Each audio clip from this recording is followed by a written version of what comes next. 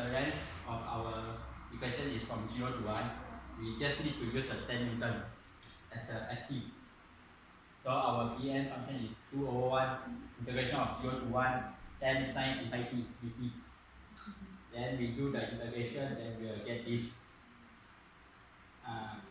After that, from cos n pi, we need to change to negative.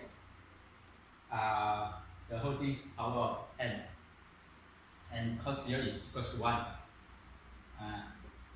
Is what we get for Bn. Our Bn, we put inside the Ft, and we get this equation.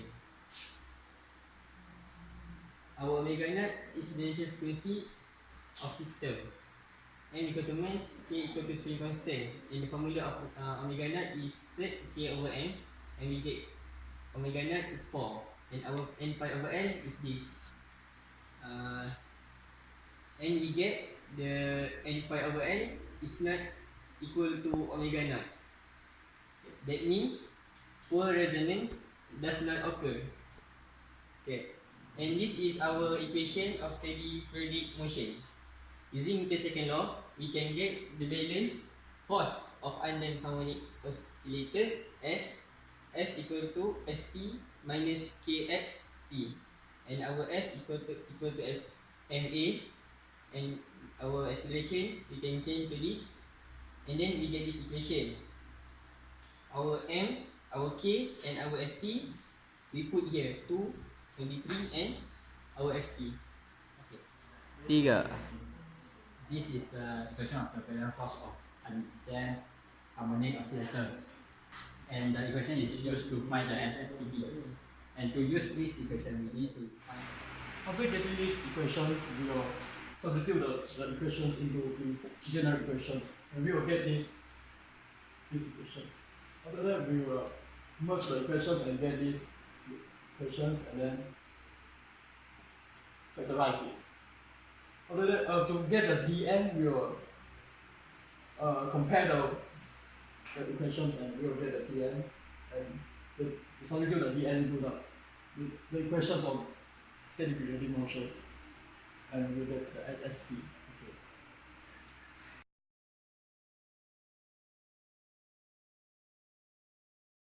Three.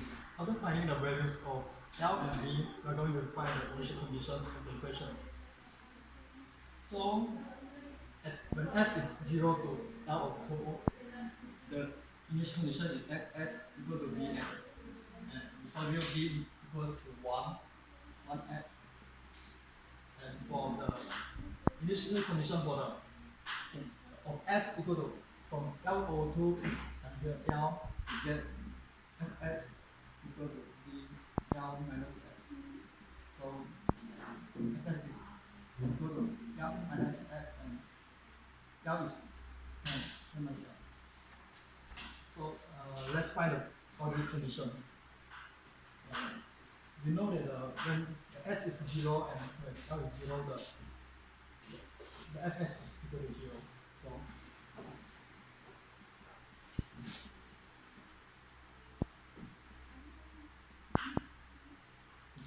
Tiga. Assalamualaikum warahmatullahi wabarakatuh.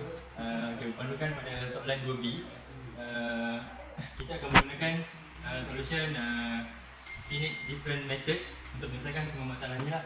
Okey, dia step yang pertama kita kena pasti dulu dia punya equation. Sebenarnya equation dia yang ni adalah sama dengan ini. Okey, first sekali kita kena buat satu table untuk menyelesaikan masalah ini. Di table ni dia akan menggunakan dua faksi, iaitu T dan X, ataupun kita tukar di sini menggunakan K dan H.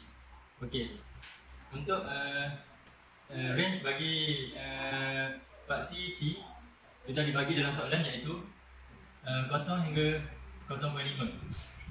Jadi kita akan stop bila P sudah capai hingga 0.5 dengan menggunakan unit step dia, iaitu 1/4.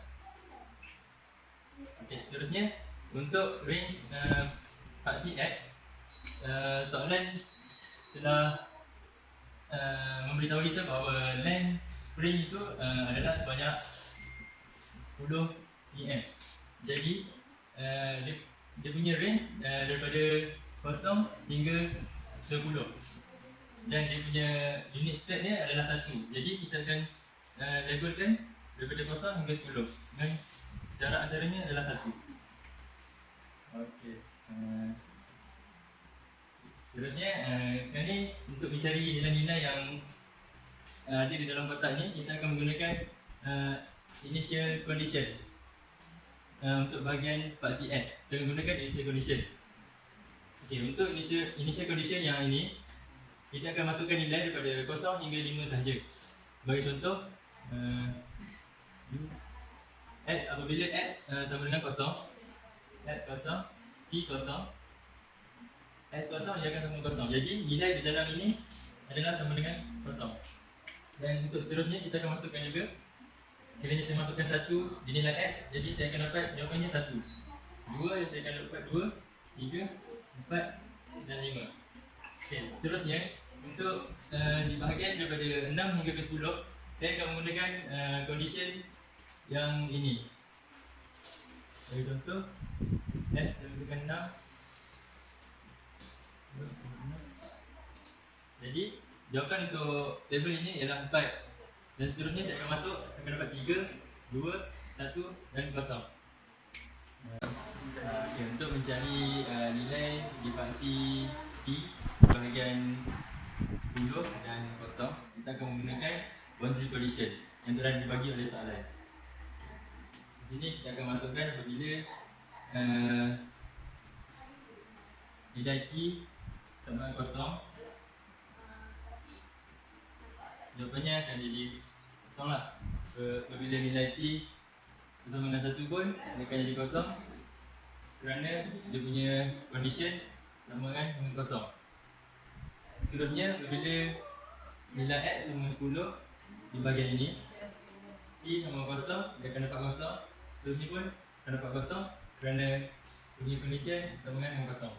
Step yang seterusnya akan diterangkan oleh kawan saya. Okay, now we have to find the equation for the internal point uij by use the equation utt equal to 4uxx. Then we substitute the utt and uxx by second differential of u respect to t and second differential of u respect to x. Then by comparing these two equations, we have substitute the two equations with the central difference formula for both sides. Then we solve the remaining equation. Then we got this equation which is ui comma j plus 1 equal to uij plus uij minus 1 plus 4k2 over h square bracket ui plus 1 comma j minus 2 uij plus ui minus 1 comma j. Okay. Right now we find the equation for this one ui comma j minus 1 by using this equation. Okay. By comparing this equation to this central difference formula, then we extract the k. So it's become like this. Then finally it's become ui minus 1 equal to ui comma 1. This equation just valid only when j equal to 0. Then we start to inserting the I equal to 1 and j equal to 0 to find the internal point in the grid. So when I equal to 1, j equal to 0, so u11 equal to 2 u10 minus u1 minus 1 plus 1 over 4 square over 1 square bracket u20 minus u2 2u10 plus u00. Then we insert all the point given in the grid. So we got this u11 equal to 1. So for the remaining point, remaining internal point, we just use the same equation we get before. This all internal points use the same equation. So we got u12 equal to 2, u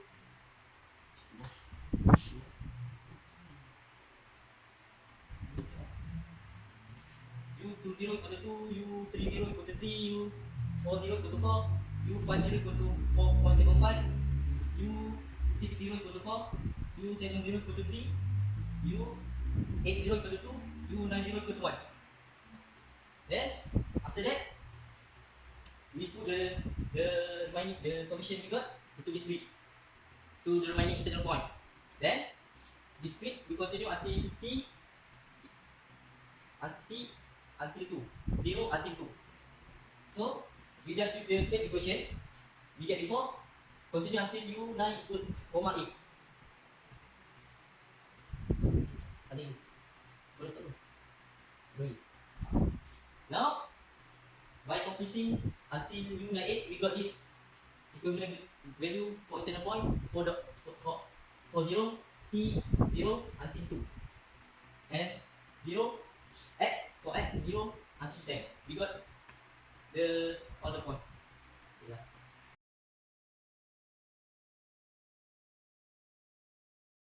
Okay, Assalamu alaikum. This is question 2, part C. I'm Ryan. I'm going to solve this question.